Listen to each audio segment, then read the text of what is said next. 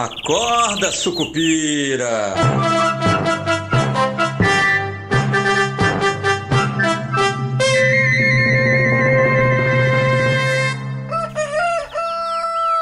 Bom dia, pessoal, sejam todos muito bem-vindos, sejam todas muito bem-vindas. Eu sou o Rodrigo Oliveira, esse é o nosso Acorda Sucupira de segunda-feira, 26 de maio de 2025.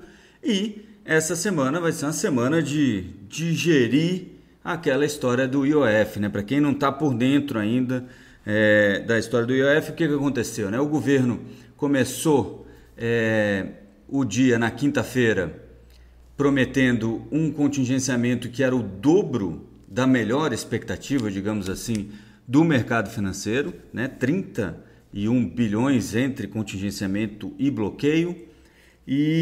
Mas logo em seguida veio a história de que você teria um IOF majorado aí para uma porção de operações, inclusive remessa de dinheiro de pessoa física e outras cositas mais.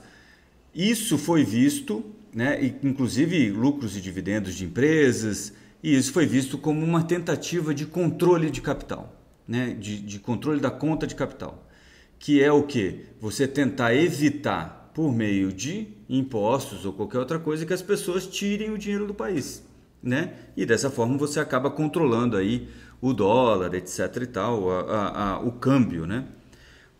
Isso pegou muito mal, obviamente, e aí isso foi anunciado após o fechamento do mercado na quinta, mas na própria noite de quinta-feira o Haddad já voltou atrás em algumas medidas. Lá 11h30, o Ministério da Fazenda, via Twitter, né, que é um novo diário oficial aparentemente, via Twitter então via X, avisou que algumas medidas seriam revistas, etc e tal. Por exemplo, os fundos de investimento brasileiros, né, que investem em fundos no exterior, porque isso praticamente matava a indústria. Não matava, tem um drama, né, dos gestores de fundos, etc e tal, mas dificultava muito o trabalho, obviamente, dos fundos multimercado e fundos de ETF que investem no exterior, porque eles passavam de um IOF de 0 para 3,5.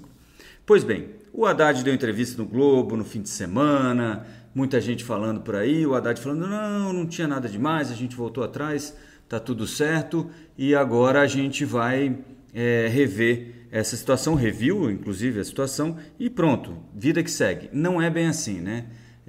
Eu até na newsletter, quem não viu ainda na newsletter Esquina Sucupira de sexta-feira, agora essa nossa última newsletter é justamente sobre essa história do IOF, e até eu cito uma frase ali de uma peça do Shakespeare, né, que é aquela coisa do Shakespeare, não é do imperador Júlio César, que diz que, olha, a mulher de César não basta ser honesta, ela tem que parecer honesta, e ficou um problema de credibilidade para o governo federal, para a equipe econômica, nessa história de tentativa de controle de capital. O dólar disparou logo em seguida, mas na sexta-feira o Haddad acordou cedo, repetiu, a gente estava voltando atrás em algumas medidas, entre elas essas aí, e isso arrefeceu um pouquinho o mercado. A bolsa voltou a subir, o dólar, que estava subindo muito forte, em queda, mas ficou esse ranço, né? Ora, será que nem pensou nisso? Que essa poderia ter sido a reação do mercado quando pensaram essa medida? E aí a gente ficou entre duas opções muito ruins, né? Uma é péssima, outra é horrível, uma é o governo não tem competência para entender o que está fazendo, né? A equipe econômica é incompetente para ver os efeitos das medidas que eles estão tomando, ou realmente essa foi uma tentativa de controle da conta de capitais. E aí, amigo, você está entre a cruz e a caldeirinha, está bem ruim para o governo, e agora é tentar reconstruir essa credibilidade. É aquela coisa que a gente fala, né? Credibilidade você demora meses, anos, décadas para construir, e você pode destruir a sua credibilidade em segundos, que foi um pouco do que aconteceu. O Galípolo ficou meio na berlinda com essa história toda, porque teve um vai e vem sobre, olha, foi conversado com o Galípolo, não foi, ele achava que sim ou ele achava que não. O Galípolo chegou a falar na sexta-feira não exatamente do assunto, mas que, né, deixou um pouco claro aí o desconforto dele com a situação e com a medida em si. Qual é a parte boa disso tudo, né? Embora partes da medida tenham sido derrubadas, a parte boa, né? Se a gente olhar para o lado específico aqui, de um lado, o ponto positivo disso é que essa alta do IOF, porque vai continuar incidindo sobre empréstimos, né? Isso torna o empréstimo mais caro. É uma espécie de subida de juro. Então, de uma certa forma, isso acabou consolidando na visão do mercado que a Selic não sobe mais, né? Se alguém ainda achava, ainda tem gente que acha, obviamente, mas cada vez mais investidores, mais pessoas, mais gestores estão olhando para a Selic, para essa alta do IOF, pensando, olha, não precisa mais subir a Selic, o Banco Central já nem quer mesmo, e ainda tem esse IOF aí que vai deixar o financiamento, os empréstimos mais caros, e isso então serve para desaquecer a economia, que é o que o Banco Central está tentando para controlar a inflação, né? Na verdade, não é nem para controlar a inflação está basicamente controlada, né? Só não estamos conseguindo levar ela à meta, né? Mas ela está ali naqueles 5% sem muita chance de subir mais que isso. No entanto, a gente precisa, ou o Banco Central tem um mandato, que é de levar essa inflação para 3% nos próximos 18 meses, o que parece bastante improvável nesse momento, mas o que a gente está vendo é que este nível onde estão os juros e com esse avanço do IOF podem ajudar ao juro ficar onde está e trazer a meta para baixo, né? Os juros que eu falo é a Selic, 14,75% ao ano, caso você ainda não saiba. Esse estresse todo acabou levando alguns pré-fixados mais para cima, hein? Hoje, eu não sei quando abriu o mercado, mas hoje, na sexta-feira, então, o Tesouro Direto, por exemplo, pré-fixado com o cupom semestral ficou 14,1%. 14%, gente, é o seguinte, em 6 anos, 5, 6 anos, você dobra o seu capital, tá bom? É claro que aí a gente não está considerando poder de compra ou inflação, etc., mas o valor nominal do seu capital dobra líquido em 6 anos, tá? Só depois de impostos, só para vocês entenderem isso que eu estou falando. Pois bem, se de um lado o IOF ajuda a gente nesse call de pré-fixado, né, que eu tenho falado já há algumas semanas, do outro lado a gente tem o Congresso, o Congresso trabalhando para que essa medida, aparentemente, há um início de articulação no Congresso, ou até depois checar com alguns amigos meus que andam mais pelo Congresso, mas há um início de articulação no Congresso para derrubar a medida de aumento do IOF. Ah, isso significa então, já que você falou que o IOF era uma espécie de aumento de juro, que aí cresce a chance de um aumento de juro? Sim, cresce, mas ainda é irrisório, né? Pouca gente que antes mesmo do IOF estava imaginando que a gente pode ter uma nova alta na Selic aí em junho, né? Se você olhar hoje para as opções de Copom negociadas na B3, 72% de chance da Selic ficar onde está em junho, né? Então, assim, até o fim do ano, basicamente, todo mundo, ou a maior parte do mercado, está precificando a Selic em 14,75% ao ano, certo?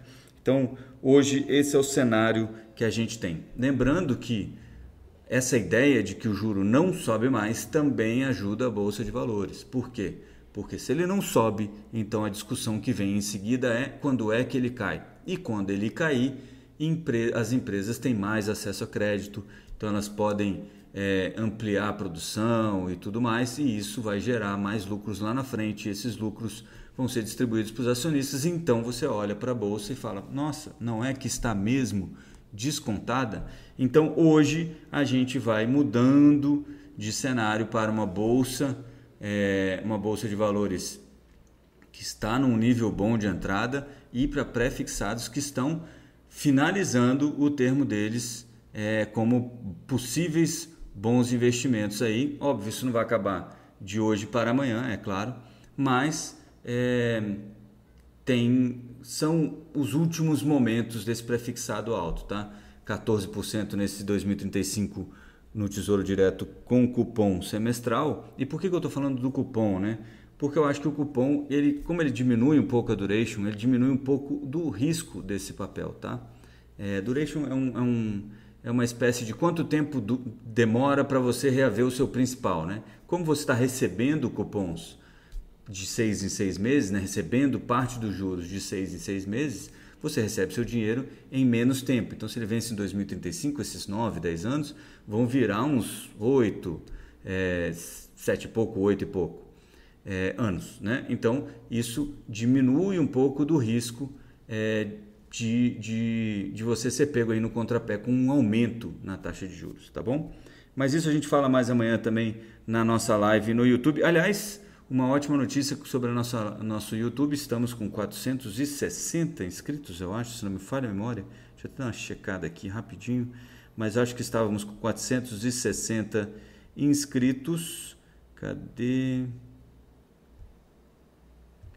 Olha aqui, ó, 460 inscritos, então 40 inscritos que a gente precisa para chegar naquela marca dos 500 e aí poder termos então membros e mais pessoas aí com facilidade para poder ajudar a financiar essa empreitada que é o Esquina Sucupira e todas as suas vertentes, tá bom?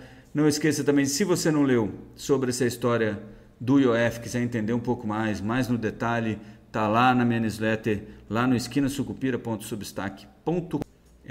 Se você tiver dificuldade para escrever Substack, não se preocupa, vai no Google, coloca Esquina Sucupira, a gente é o primeiro resultado lá, então é só clicar e entrar. Vai te pedir o e-mail, coloca o e-mail que você fica inscrito como assinante gratuito e depois, se você entender que vale a pena apoiar financeiramente esta empreitada, como eu falei, do Esquina Sucupira, você então passa a ser assinante pago, tá bom? R$20 por mês, não é menos de R$1 por dia, não é mesmo?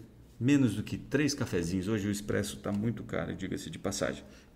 Muito bem, só continuando aqui, outra coisa importante sobre o dia de hoje, feriado nos Estados Unidos e no Reino Unido. No Reino Unido não é tão importante para a gente aqui, mas nos Estados Unidos sim, isso tira um pouco de fluxo do mercado, deixa o mercado um pouquinho mais suscetível à volatilidade, tá? Porque tem o volume menor de negociação. E além disso, amanhã sai o IPCA 15, que deve ficar praticamente estável, tá? Na comparação com abril, em abril ele subiu 0,43, deve subir 0,44, segundo a expectativa do mercado financeiro. É claro que se o número vier muito abaixo, ajuda nesse call de parada da Selic. Se vier muito acima, começa a prejudicar um pouco dessa ideia de Selic em 14,75 até o fim do ano.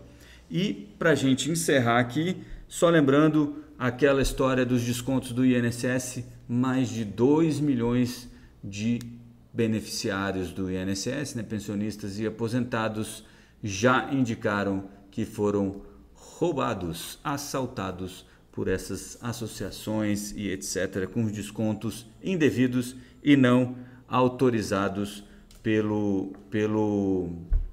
não autorizados por eles próprios, né? pelo próprio beneficiário ali do INSS, né? Então, mais de 2 milhões, vocês notam que esse é um problema de proporções gigantescas, tá bom? Amanhã eu também quero falar, não esquecendo, hein, gente, essa semana é a última semana para a declaração do imposto de renda. Amanhã na nossa live eu vou lembrar vocês disso, vou explicar para vocês também por que eu deixo o meu imposto de renda para fazer sempre no finalzinho, tá bom?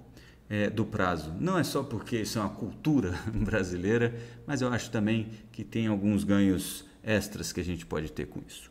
Beleza? Eu vou ficando por aqui, então. Bons negócios a todos. Nessa segunda-feira a gente se vê amanhã na nossa live do YouTube. Se você ainda não segue a gente lá no YouTube e está ouvindo este podcast, se inscreva lá no nosso canal, no Esquina Sucupira, no YouTube.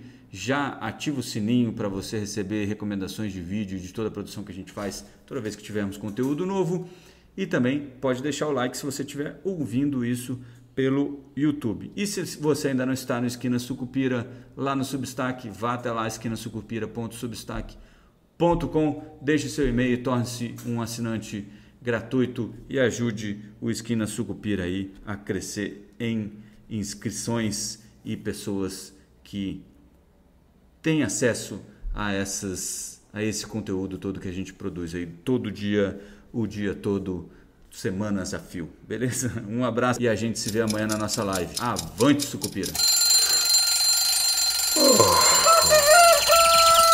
Acorda, Sucupira!